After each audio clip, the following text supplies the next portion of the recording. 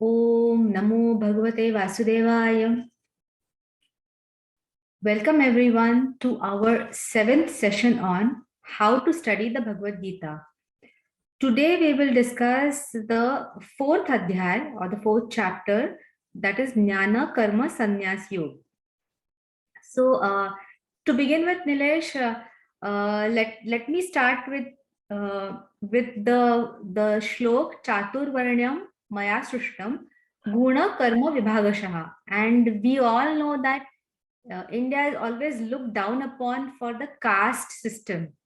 So when Shri Krishna tells Arjun about the char varna, the varna system, he also says it's based on the guna and a karma. So what are your thoughts upon what actually Krishna wanted to say, whether this varna system was based on birth or it was based on the guna and karma, as Shri Krishna said, and how far before Mahabharata? So we definitely know it is 7,500 years ago because Shri Krishna has mentioned it in the Gita. But was it even mentioned before the Bhagavad Gita at any point in time in our scriptures? And how would you like to dissect this shlok? Okay, thank you. So first thing, this is explaining varna is easy. The problem is that varna has an ashram, but varna has got into the caste and jati and the Western Indologist, but even our own folks, and this is even before Western Europe came in contact with India. In some sense, we have made a mess out of it. Sometime with the Dharma-Shastra and the layers of Dharma-Shastra. And the Dharma-Shastras are written for different times. That is the idea. But when we extract all the Dharma-Shastra together, and now we get confused. Oh, Vasishta Dharma-Shastra is saying something here, but this Dharma-Shastra is saying something here. And then depending on, now that's where the varna comes, depending on individuals' biases, individuals' inclination, individuals' guna and individuals' inclination, one would like to take certain Dharma Shastra as saying, hey, this is more authoritative. That has also caused the problem. The caste is very much a Western European problem, that they had a problem, they still have a problem, like you see the America, the whole racial divide and so on. They superimposed on India's Varnashram system. Now, does that mean India's Varnashram system was a perfect? The answer is, by the time we received it, it's not perfect. Even when it is perfected over time, it is always going to get to degradation. This is not limited to Varnashram system. This is limited to anything. Even our house, when we clean it, we do a spring cleaning, we do a weekly cleaning, we do monthly cleaning. And if we don't keep up with it, it's going to go down. That is what Krishna is referring to. So I will come to Varna. It can be a long discussion. I want to make it very short. So, but before that, or rather bringing that in the context of chapter 4, let's begin where Krishna begins. Okay, for the very first verse, where he's saying, he's giving you can think of as a guru parampara. Okay, he says, sorry, go ahead. Yeah, Imam Vivasvate Yogam. Imam Vivasvate Yogam, right? So he's giving a guru parampara. I gave it to Vivaswan, I gave it to Surya, Surya gave it to Manu, Manu gave it to Ikshvaku. Okay, and these prominent names are mentioned. Okay, and even Surya, like, somebody will not just get stuck with Surya. Is that a person, or are we referring to the star? And the answer is yes. The answer is just yes, because if we get stuck there, then we are going to miss the message. Okay, so it's important to understand sometime with a Shraddha, and we are going to come to that. So he has the Paramatma Tattva. That is how the position Krishna is taking. He has explained it to Surya, Surya has explained it to Manu, Manu has explained it to Ikshvaku. And all these named Guru Parampara, but this is also the names, these are illustrations of great individuals that are worthy of imitation. And we will see where we want to imitate. So this is one aspect. The second aspect that we already discussed, that has happened to Varnashram system, that can happen to any system, even when the intention is right. I'll come back to intention at the last, just finishing this part. But over time, things will degrade. This is the effect of time. We can call it a Kala Mahima. In the language of thermodynamics, we can say this is the second law of thermodynamics. The entropy of the universe tends to increase, that gives free energy. If you don't do anything, the chaos, the things are going to degrade. That's what will happen to anything. Mana, buddhi, sharir. It will happen to at any level. Okay, like atrophy, you say, if you don't exercise, then the muscles are going to get weak and so on. But we only talk, many times we only understand the exercise of a sharir. We don't understand the exercise of a mind. We don't understand exercise of a buddhi, not only in the individual context, not only in the family context, but in the samaja context. That's when things will degrade. Now, quickly, Krishna is mentioning this to support this eventually, the Shraddha aspect, which is that Sankhya Buddhi, Dehinasmin Yatha Dehe. He's saying reincarnation and avatar is a real. Okay. That's why he's saying, Arjuna, you are also taken many births. I have also taken many births. I remember all. You don't remember. Again, I don't want to elaborate on that, but the point is, this is about avatar and this is about a punarjanma or reincarnation. The idea is, this is a game. This is going on. This is a marathon. This is not a 100-meter sprint. So, don't just try to think very short term, very, very myopic thinking. That will not help. And then he says, at the end of the day, I can explain you what it is, but it will ultimately remain a mystery. For example, if you look at shloks like the most famous shloks, if you think of it, like 4.678. And if you think of it, what is it saying? He's saying how Bhagwan takes avatar. So no, that is next. But before that, how? Meaning Ajopi, you would know better than me. Ajopi Sanna Vayatma Bhuta Namishwaropi San, or Marathi I know better. Asuni hi ajanmami nirvikara jagat prabhu maji prakruti veduni mayene janmato janu. So through Maya. So that's why ultimately it is going to be a mystery. Okay. So how I take birth, meaning how I come down, avatarana, that's why the avatar, coming down. Okay.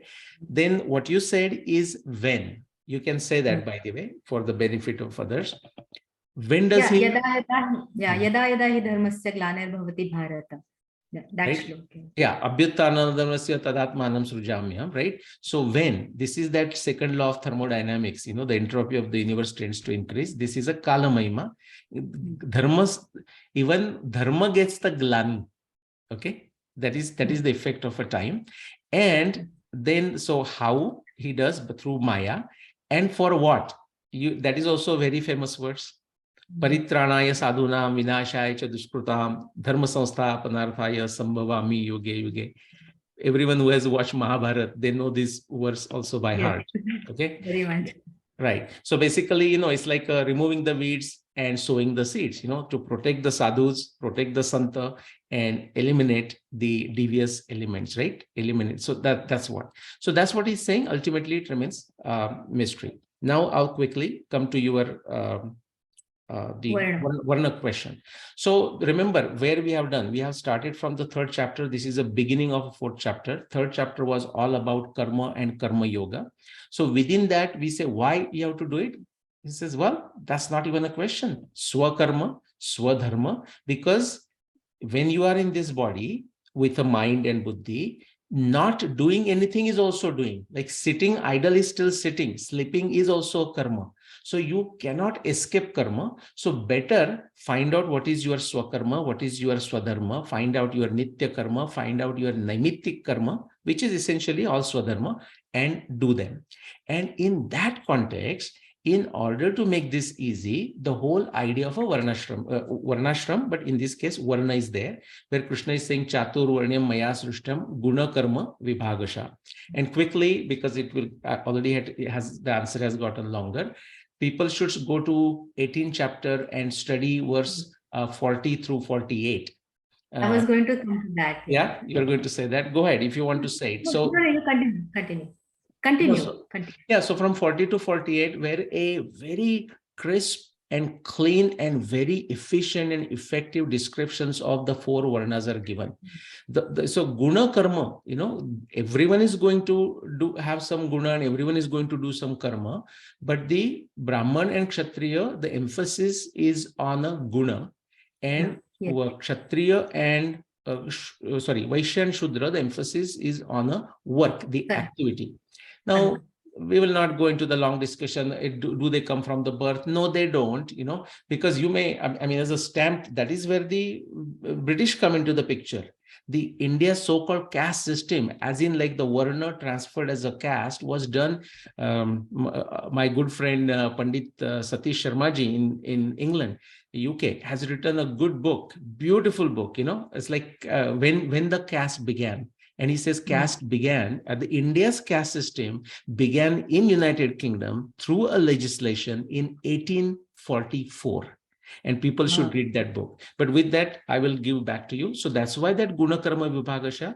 Another one, people can listen to my other talks or listen to Ikigai, which is to say, therefore, since karma is something you have to do, you cannot get away from Nitya Karma, Naimittik Karma, Swakarma, Swadharma. Therefore, find what you love to do, what you are good at, what you can find sustenance through it, and in what way you can serve the needs of society. That is that combination of a Ikigai. Back to you. Yeah, so I think in a nutshell, the varna system got degraded from a horizontal system to a vertical system, where we started ranking it, which is superior and which is inferior and that. So it was always a horizontal system based on the swadharma, based on the guna, based on the karma, your likes, dislikes, never dependent on the birth, but it somewhere got degraded and stamped as, into a vertical system where this is superior varna, this is an inferior, this is more inferior. Because if you see the Shudra definition in the 18th chapter, as you said, is paricharyatmakam karma, which means people who have the confidence, whom you can trust and who go ahead to enhance the lives of other people are the Shudras. So we must say today all the doctors, engineers, lawyers who try to, hopefully try to better the system better the lives of people are actually, we all are Shudras today, working. Of course, we have many facets in our life where we kind of, I feel we as you and me, like ordinary human beings, we practice all the varnas all the time, is what I think. All the varnas, yeah. All the varnas all the time is the right one. Because see, right now what happens is, because in the back of our mind, as our background knowledge, whether we like it or not, whether we accept it or not, we have been brainwashed with thinking, we will blame every other varna, possibly that what we are not on the paper, like which family you are born and so on. But the brainwashed thinking is, whether I like it or not, whether it is true or not, the society or whoever, the Hindu Dharma, Grantha, they said Brahmin is at the top, then Kshatriya, then Vaishya, and then Shudra, right? Therefore, even when you say, your intention may be right. You say, well, in a way, actually, we are all Shudras. Like somebody who is on the paper kind of falls into that category these days because of the British caste system is going to say, hey, if you are born in a so-called Brahmin, so-called, I'm using the word deliberately, Brahmin family, it's easy for you to say, that, hey, I'm a Shudra, but actually you're not. And to an extent, in this the degraded system, the person in the, say, on a paper Shudra kind of category has a point. That kind of is there. So, but we need to understand the definition in somewhat different fashion. So we need to make changes. Krishna made the changes, and this will become too big, so I'll not go there. But Professor Balaram Singh gave a very good definition. I like it. If you draw a salary, you are a Shudra. For a modern time, that is a beautiful definition. Because you look at it, the Brahmin is someone who lived on alms, right? Lived on a dana, like bhiksha, so to say. Kshatriya is the one who he collected taxes, but in return, he's willing to give his life. And, he's not working for someone. He's actually protecting and so on, like a Raja, king, okay, something like this. And then Vaishya is doing business. He's not working for someone. People may be working for him or her. And the Shudra are the one providers. They are skillful people like doctors, engineers, lawyers, I mean, whoever you want to, and they are going to work for any of these top three varna. So businessman may need an accountant. So the accountant person is a Shudra, but in that sense, he's working there. Okay. The accountant is also required to manage the treasury to a Kshatriya. An accountant may be required to manage the temple, which was a mandir, which was a university. Okay. So that's the sense of it. But now it has destroyed again, and therefore we need to reestablish it. But you want to add something, then we can move on to the next point. We'll move on to the next chapter. We can discuss it for days to come. But that is why I said the varna is like once you open, it's like opening a can of worms, So the next point I want to talk about is karmano hyapi bodhavyam, bodhavyam cha vikarmanah, akarmanashcha bodhavyam, gahana karmano gati. Can you elaborate on the difference between karma, akarma, and vikarma, which Krishna is talking about and telling Arjun about it? Okay. Now, this one is also, in a way, not in the social setup, but I would say, Ashwini, in an intellectual setup, the so-called intellectual setup, I will always add the term so-called, what is Vikarma is also a can of worms. Okay. Many, just like, like think of I don't follow much cricket, but the recent cricket match, like Indian team may look strong and it is strong, but it just went down and, basically they lost the match and so on.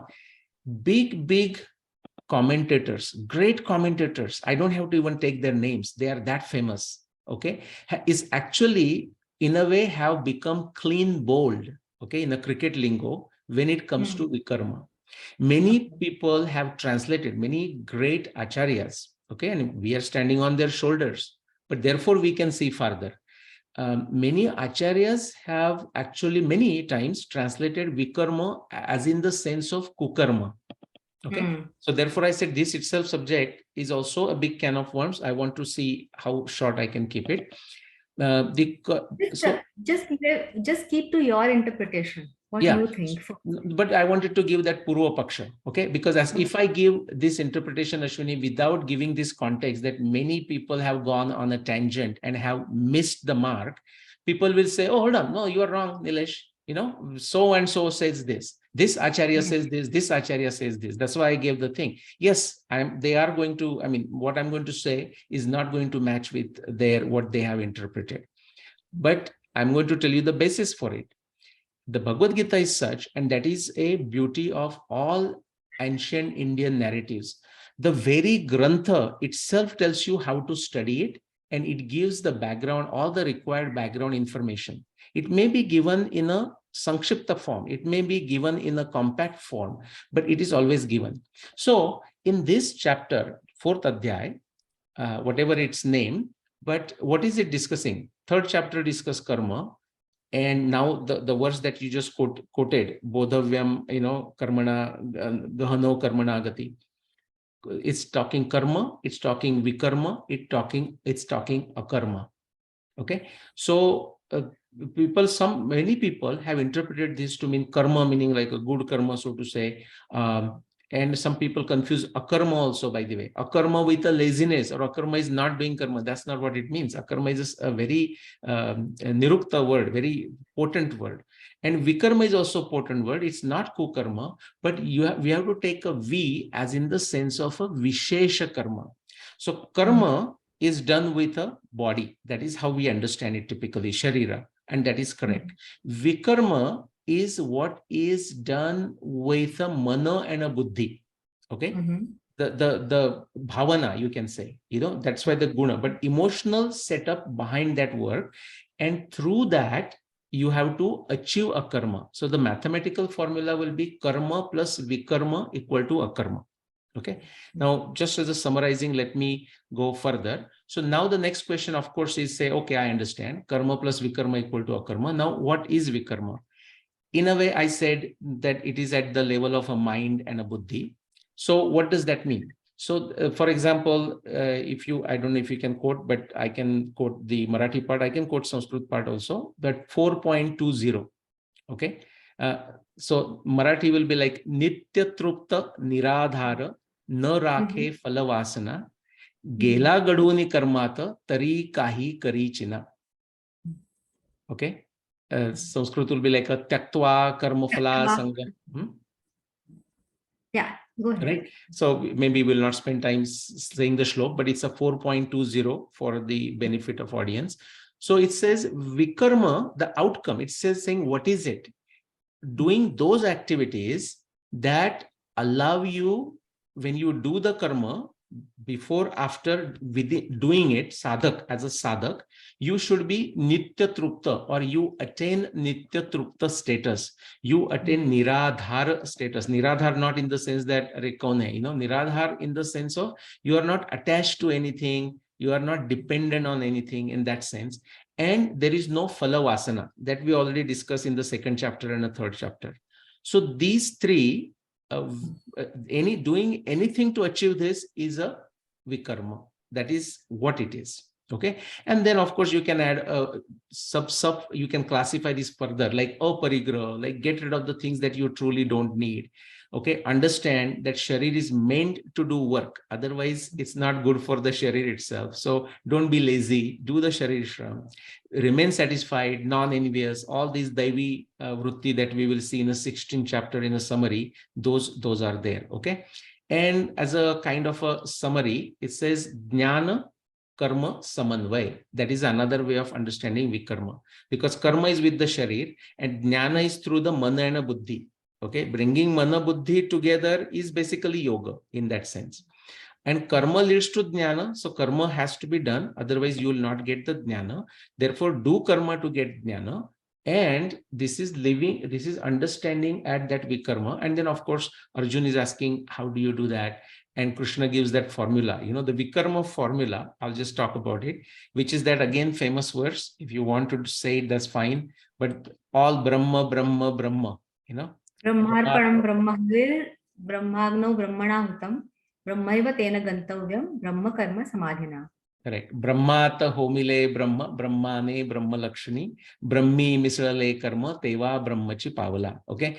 So again, think of the Sankhya Yoga and Karma Yoga. We talk Yoga Buddhi and Sankhya Buddhi, Sadhya and Sadhak.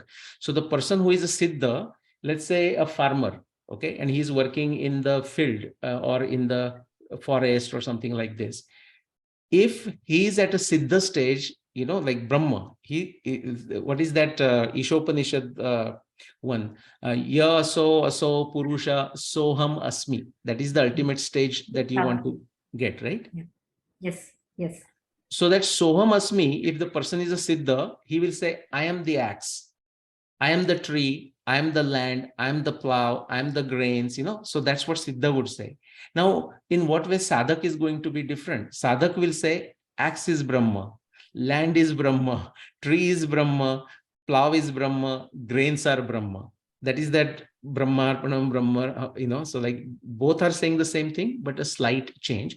That is the formula of a Vikarma formula, which we already saw, give the karma sadhana and therefore do it. And then I'm not going to go into the details, but then there are Vikarma types that are discussed, a long discussion, worth reading from say 4.25, 26, 27. So Dravya Yajna, Japa Yajna, Tapa Yajna, Yoga Yajna, Chintan Yajna, those are the verses. And again, up to verse 32, you can think of this as a Vikarma manual from say like 25 to 32. So, when you give, somebody says, hey, how to operate this particular computer, and you say, well, here you go, here is the manual. So we will not go through that, and also to manage time. So from 25, fourth chapter, 25 to 32, think of this as the types of Vikarma that are discussed that you have to imbibe, depending on, again, your guna karma. That's why the Chaturvarna system is mentioned at the beginning of this chapter. Because we have a certain inclination, based on that we will decide which path to take. And again, if we have to longer time, I could have elaborated on that, which is to say, somebody can achieve this sadhya, that Brahmarpanam, Brahmahavir, Brahmagno, Brahmanahutam, through say Vyakaran, just a Vyakaran, just a study of Vyakaran. But there is also a possibility that the person may get stuck in the Vyakaran and never get out of it. The person can achieve this through Jyotisha, the 6 Vedangas, one can do it. from astronomy, astrology, just through the study of them, practicing of them. But if one is not careful why he or she is doing it, they can also actually get stuck. Okay. And there are examples of that. I'll just give you quickly two, Ashwini. Say Panini, he's a great Vakarankar, right? And there is a katha, story about a Panini, that when Panini was totally in his trance, in his chintana, thinking about the words and its roots and so on and so forth. And, so Vagra. So when he has the word Vagra and he's thinking, what is Vagra? And of course, it's told it has come down to us as a katha about him. He says, Vagra, Vaji Gratiti iti Vagra. The person whose sense of smell is very intense, that is Vagra. And the story goes that when he is deep in his meditation and in his Chintana Yajna, you can say, which is what the Vikarma is, actually a tiger came and ate Panini. Whether that's a true story or not, I don't know. But it meant nothing. There was no sukhaduke same krutva. He was very sanyami. Even in that act, he was so much into the joy of that anubhuti, that he found the meaning of a Vagra, Vaji Gratiti iti Vagra. And like Varamir says, unless you know astronomy, you will not get moksha. Well, that doesn't mean everyone has to study astronomy, but that is Varamira's guna karma vibhagasha. Varamira's varna is that, Exactly, I was coming to that. So basically, the entire philosophy of Swadharma, varna, that is guna karma vibhagasha, all that is required to achieve the state of akarma through vikarma. So it is so beautifully engulfed, like Krishna is so beautifully entangled it one by one. He's kind of adding a bead every time he's, going through his, like he started with the Sankhya, that is the Atma, and then the Swadharma, and then, he comes to the Guna Karma. He before that, in between, he also says that it's not just one short life, as you said, we have to keep building and evolving in our spiritual quest of reaching the parama tattva or whatever. So I think so swadharma, guna karma, practicing that, the passion, the rapture of living will ultimately lead us to the state of akarma, is what you're trying to say, and that is so important. Not what my interpretation, but that's what Krishna is trying to say. And again, you will see what you just said. He's essentially saying the same thing, but every time he's taking one piece of it and expanding on it when we go to the different adhyay. Therefore, when we go to the final adhyay, so we are talking swakarma, swadharma here.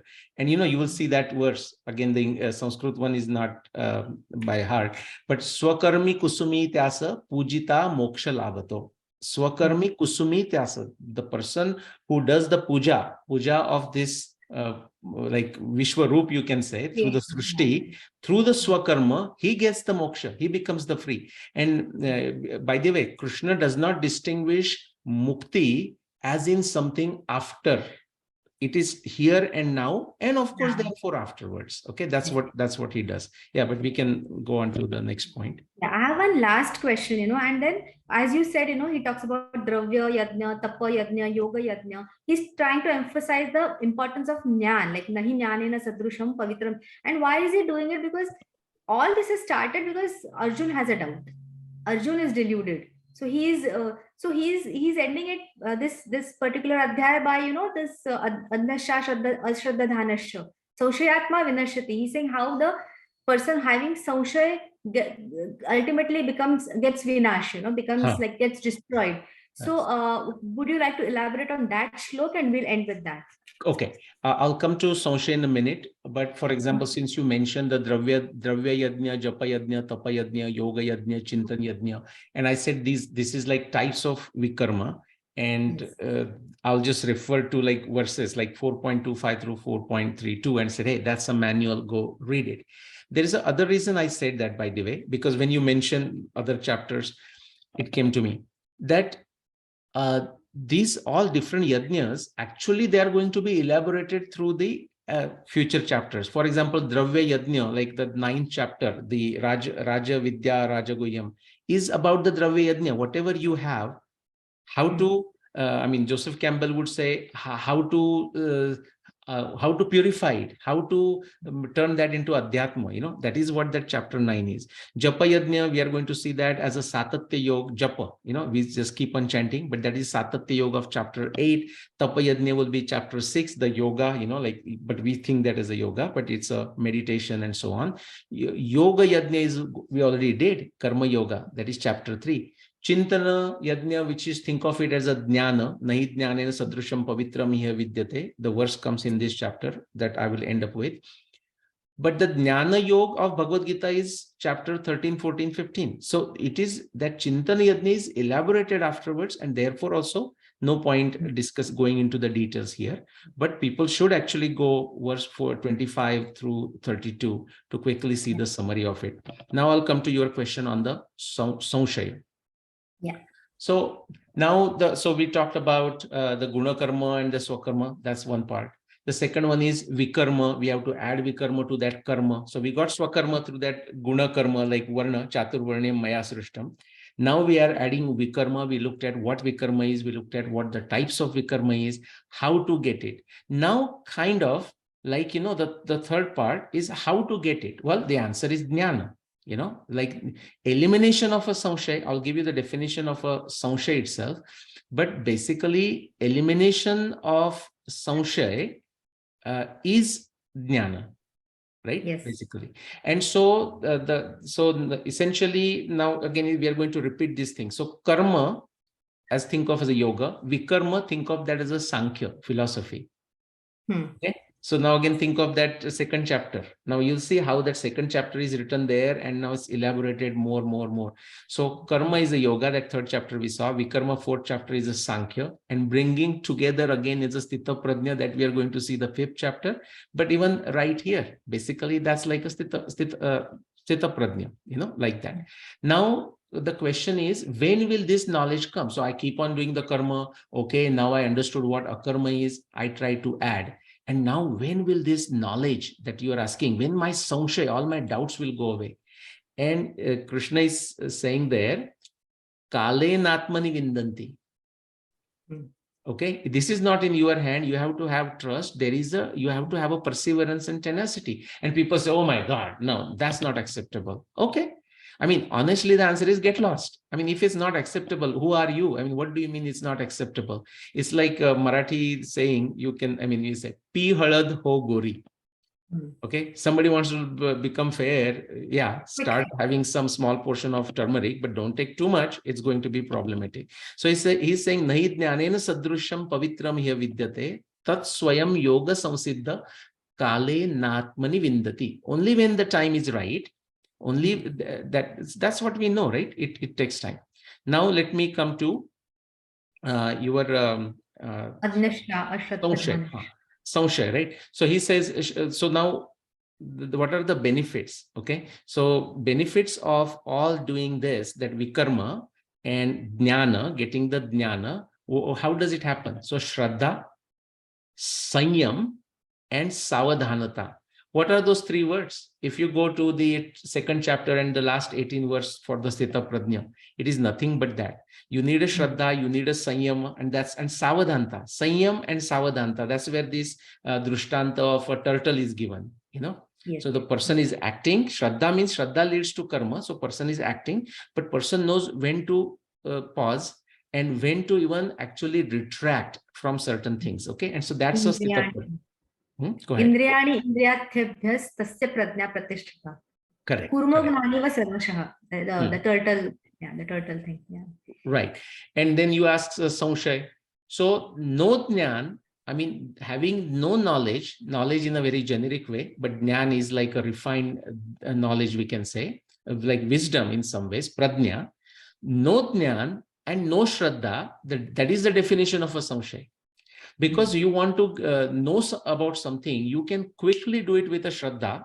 Of course, the assumption is that you have a sattvic shraddha, because there are types of shraddha, and we will discuss that in 18th chapter. Because if you follow the wrong person, okay, then there is a problem. And same thing, really, you can start with a shraddha, therefore your karma begins. Shraddha gives karma shakti. Through karma shakti, you get jnana. And once you get a jnana, the samshay goes away. But you can fast forward if you get the right guru And that's why, again, the discussion of a guru or the original gurus that are given, like a Manu and Surya, through their things, we can actually understand that is given because if the person doesn't have a Shraddha and doesn't, I say this, Ashwini, all the time, like with my research and the people who just self-professed researchers will come and start criticizing and stuff like that.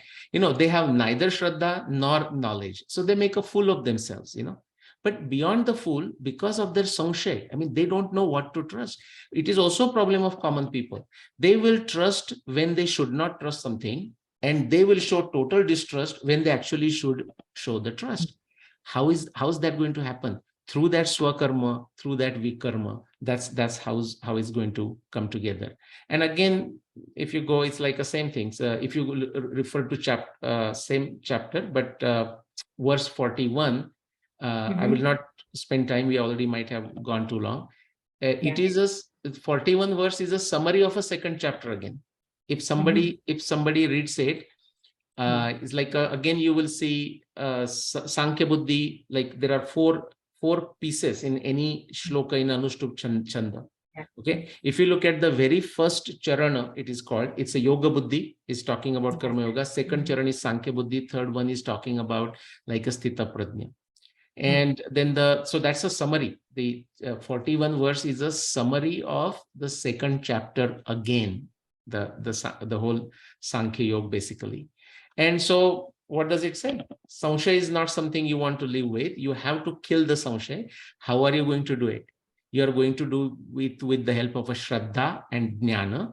How are you going to get Jnana? Through karma. And what gives you karma shakti? Shraddha gives you karma shakti. So get up, the last verse, get up and cut this sangshay with the help of a knowledge and with the help of a yoga, which is a karma yoga. Back to you. Yeah. So we'll end here. So basically, he also says that the person having sangshay also gets destroyed at the end. Sangshay-atma vinashyati. So even So in that sense, one really needs to have the kind of acquire the kind of jnana with the help of karma, as you said, and swadharma and guna karma are the guiding factors to achieve this. So we will end here, Nilesh. Thank you. So. Om Namo Bhagavate Vasudevaya. Jagadam.